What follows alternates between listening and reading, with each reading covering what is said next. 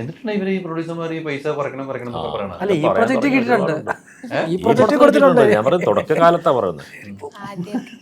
അപ്പൊ ഈ പ്രൊഡ്യൂസർമാർ ഇങ്ങനെ പറയുമ്പോ ആ പഴയ വണ്ടിച്ചക്കൊക്കെ ഒന്ന് കൊണ്ട് കൊടുക്കാൻ പറ്റില്ല സുരേഷ് ഉണ്ട്. നിങ്ങൾ എന്താണ് ഈ പറയണെന്നൊക്കെ ചോദിക്കാൻ ഇഷ്ടംപോലെ എൻ്റെ അടുത്ത് ഇരിപ്പുണ്ടല്ലോ. അതൊക്കെ ഒന്ന് കൊണ്ടു കൊടുക്ക്. ഒന്നുമില്ല, അമ്മയുടെ ഭാരവാഹിയും കൂടെ അല്ലേ. സമയം വരുമ്പോൾ കൊടുക്കും നമ്മൾ. സമയം വരുമ്പോൾ കൊടുക്കും. കയ്യിലുണ്ടെന്ന് അറിയിച്ചിട്ടുണ്ട് നമ്മൾ. അറിയിച്ചിട്ടുണ്ട്, രേഖാമൂലം അറിയിച്ചിട്ടുണ്ട് അല്ലേ. സിനിമയുടെ പൈസ കുറയ്ക്കണം, താരങ്ങൾ പൈസ കുറയ്ക്കണം, ഭയങ്കര നഷ്ടമാണ് സിനിമ. എൻ്റെ കാഴ്ചപ്പാടിൽ ഇപ്പോൾ പറയാം, സിനിമയ്ക്ക് പൈസ മുടക്ക് വരുന്നത് താരങ്ങളിലല്ല, മേക്കിങ്ങിലാണ് പൈസ വരുന്നത്. ഒരു സിനിമ എത്രമാത്രം നന്നാക്കാൻ പറ്റുമോ അവിടെയാണ് പൈസ വരുന്നത്. കഥ ആവശ്യപ്പെടുന്ന രീതിയിൽ നമ്മൾ മേക്ക് ചെയ്യണ്ടേ. മേക്ക് ചെയ്യുമ്പോൾ അതിനാണ് പൈസ തന്നത്. താരങ്ങൾക്ക് ഒരു എമൗണ്ട് ഉണ്ടല്ലോ, അതല്ലേ കൊടുക്കുന്നുള്ളൂ, നമ്മളതിൽ കൂടുതൽ കൊടുക്കുന്നില്ല.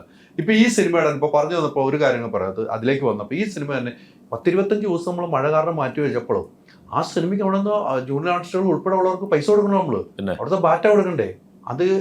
അതിപ്പം ഇതിന്റെ നിർമ്മാതാവ് ടോബി ആണ്ടതിന്റെ കണക്കറിയാം. ആ കണക്ക് അസോസിയേഷൻ പുറത്തു വരുമ്പോൾ ആ കണക്ക് വന്നൊന്നുമില്ല.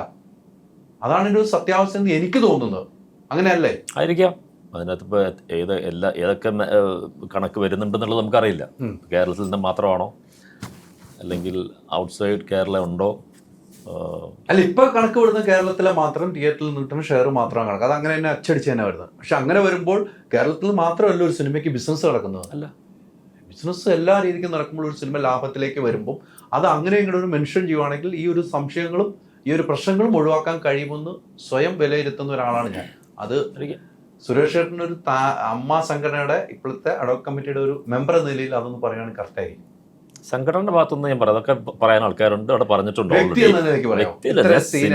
സിനിമയിൽ പ്രവർത്തിക്കുന്ന ഒരാളെന്ന രീതി പറയാത്രേ ഉള്ളൂ. അത് എല്ലാ ബിസിനസ്സിനും കൂട്ടി പറയുന്നില്ല എപ്പോഴും നല്ലത് ഒരു സിനിമ. തീർച്ചയായിട്ടും അങ്ങനെയാണല്ലോ അല്ലേ? അങ്ങനെയല്ലേ വേണ്ടത്. ലാഭവും നഷ്ടവും എല്ലാം ഒരുമിച്ചല്ലേ പറയാൻ പറ്റത്തുള്ളൂ. അങ്ങനെ പറയുമ്പോൾ ഈ പ്രശ്നങ്ങളെല്ലാം ഒന്ന് ഒഴിവാകുന്ന എനിക്ക് തോന്നുന്നു. ഇല്ല, അങ്ങനെ പറഞ്ഞുകൊണ്ട് മാത്രം ഒഴിവായിക്കോളണമെന്നൊന്നുമില്ല.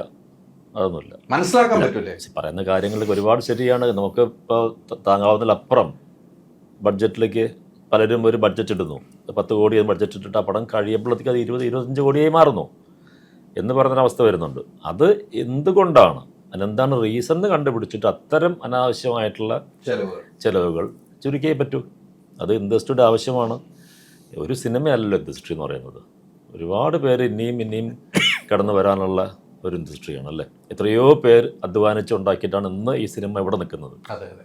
നാളെ ഇനിയും അടുത്ത തലമുറയ്ക്ക് കൈമാറിക്കൊണ്ട് പോകേണ്ട സാധനമാണ്. അതല്ലാതെ ഇപ്പോൾ ഒരു 10 വർഷം കൊണ്ട് അവസാനിക്കുന്നതോ അല്ലെങ്കിൽ 50 വർഷം കൊണ്ട് അവസാനിക്കുന്നതോ അല്ല. അത് സിനിമയ്ക്ക് ഗുണകരമായിട്ടുള്ള കാര്യങ്ങൾ ഏത് സൈഡിൽ നിന്നും ആര് അഡ്വൈസ് ചെയ്താലും തീർച്ചയായിട്ടും അതൊരു കൂട്ടായ ചർച്ചയിലൂടെ ശരിയാണെങ്കിൽ അതിൻ്റെ കൂടെ നിൽക്കണം എന്ന് തന്നെ ആഗ്രഹിക്കുന്ന ഒരാളാണ്.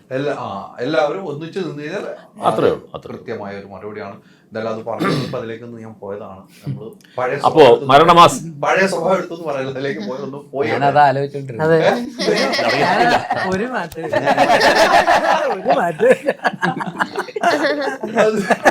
അല്ല, ഞാൻ ഇട്ടതല്ല. അവിടെ നിന്ന് വന്നപ്പോ ഞാൻ അതൊന്നും ഞാൻ ചോദിക്കാൻ വേണ്ടി ഇരുന്നതല്ല. ഉള്ളിൽ നിന്നുള്ള സത്യങ്ങൾ തുപ്പുന്നു, അത്രയല്ലേ ഉള്ളൂ. എന്തോ ഒരു വാക്ക് കിട്ടിയപ്പോഴേ നാക്ക് വായിലേക്ക് ഇട്ടില്ല. അതിനുമ്പ് അറിയില്ല, ഞാൻ പുതിയ മനുഷ്യനല്ലേ.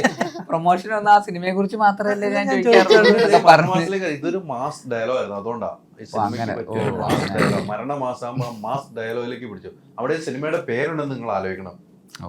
മനസ്സിലായി? വാട്സാപ്പ് വഴി ഇംഗ്ലീഷ് പഠിക്കാൻ ഇംഗ്ലീഷ് കഫേ ഉള്ളപ്പോൾ ഇംഗ്ലീഷ് ഒരു വിഷയമേ അല്ല. English cafe, we present you the perfect English.